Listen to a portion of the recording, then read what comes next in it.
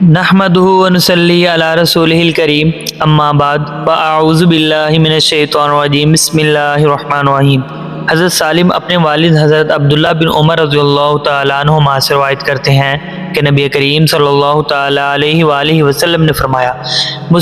مسلمان کا بھائی ہے، نہ اس پر ظلم و زیادتی کرتا ہے اور نہ اسے اس کے حالات پر چھوڑ دیتا ہے کہ اس کی کوئی پرواہ ہی نہ کرے۔ جو شخص اپنے بھائی کے کام میں ہوگا، یعنی کہ اس کی کوئی ضرورت پوری کرے گا، تو اللہ تعالیٰ بھی اس کی کوئی ضرورت پوری کر دے گا، اور جس نے کسی مسلمان کا ایک دکھ دور کیا تو اللہ عز و جل قیامت کے روز اس کا بھی ایک دکھ دور کر دے گا، اور جس نے کسی مسلمان کا عیب چھپایا تو اللہ عز و جل قیامت کے روز اس کے عیب چھپائے گا۔ اللہ پاک ہمیں اپنے مسلمان بھائیوں کے ساتھ تعاون کرنے کی توفیق عطا فرمائے اور ان کے عیب چھپانے کی توفیق عطا